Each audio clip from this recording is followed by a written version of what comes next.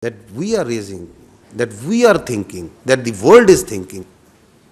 The most loud voice, in fact, is coming inside from India. The people who are seeing and watching what's happening. Now, if you go to the next slide, is it first time that it's happening? No. There is a litany of using terror incidents for political ends. This is important, that these terror incidents have an objective, a political objective. We saw last time, in case of Pulwama, that how the terror incident in February was used for a political objective for change of status of Kashmir.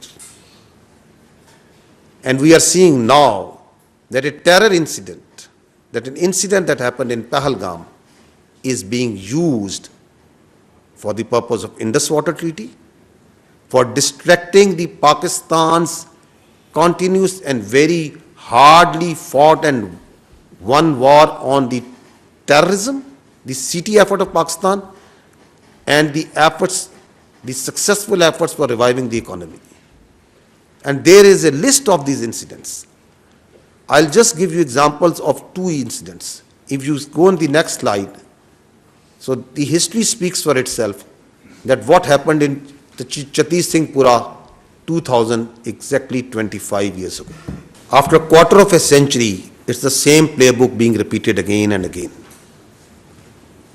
Using incidents like Pahalgam, like Chatti Singhpura, like Pulwama for political objectives. If you see, the history also tells us what was actually Pulwama. Please listen carefully to the then governor of the Indian illegally occupied Jammu and Kashmir. Blame Pakistan to win, to take credit, win elections.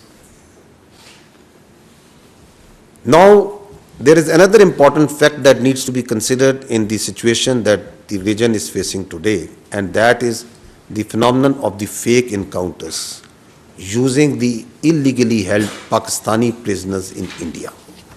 We have the reports, we have the information that hundreds of Pakistanis being held by the Indians in different jails and locations are used and fake encounters projected as terrorists and infiltrators.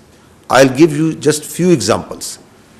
This boy, Zia Mustafa, he was a minor in October 2013. He was taken in custody while he inadvertently crossed, shot down in a fake encounter on 14th October 2021. Listen to this story as told by his family. And that's why, if you go to the next slide, once you keep on seeing on the Indian media and their so-called evidence that this person has been found and this person has been found, from where are these persons coming? These are these Pakistani citizens, the Kashmiri citizens, who are held in different jails, in different locations. Like that poor boy Zia Mustafa and many other incidents that are on record, who are brought out of the jails, killed in fake encounters, tortured, forced to give confessional statements, posed as terrorists. This is the facts, this is the reality of what's going on behind all these incidents. Next, I would like to say few words and take a few minutes on the state-sponsored, the Indian-sponsored and abetted terrorism in Pakistan.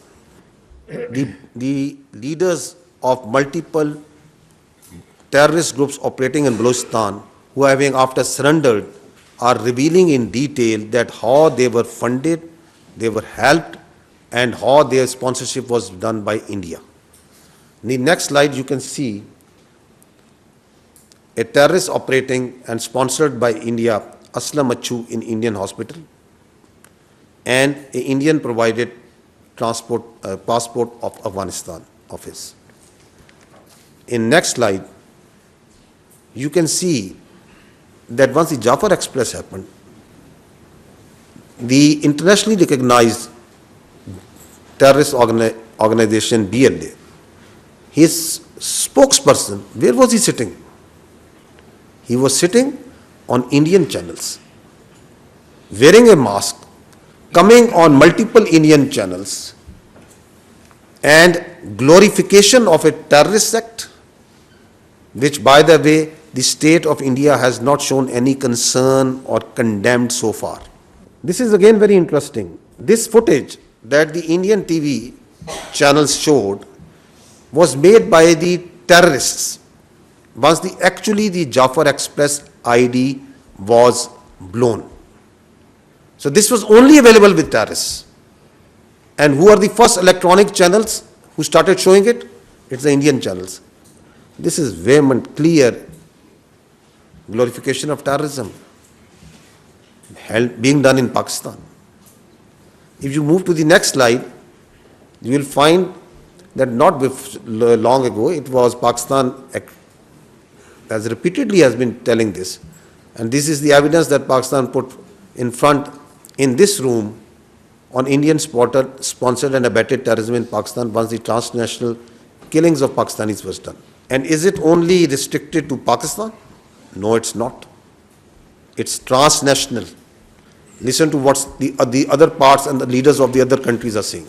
So once we say that we have got nothing to do with Pahalgam, and once we say the only way out is an independent, credible, transparent investigation, we have strong reasons, empirical evidence and facts on the basis of which we are saying. Now, see, if you come to the next slide, if you remember that once the National Security Council issued its declaration on 24th April, it clearly said that Indian attempts to inject volatility in the environment along Pakistan's eastern border is aimed at distracting Pakistan's counter-terrorism efforts. And on night 25th, 26th, within 48 to 72 hours, its manifestation was clear. The largest tashkeel of fitna al-Khawarij terrorists was taken down. 71 were sent to hell. This proxy of the Indians, the largest tashkeel, was launched, and alhamdulillah, the Pakistan security forces and the intelligence agencies, being vigilant, took them down. Because we have credible intelligence that Indians, post-Pahalgam, have tasked all their proxies to undertake terrorist acts everywhere in Pakistan, whether these proxies are operating in Balochistan and along the other parts of Pakistan. One of the clear evidence of these proxies and these cells I presented in detail yesterday. Just to refresh your minds,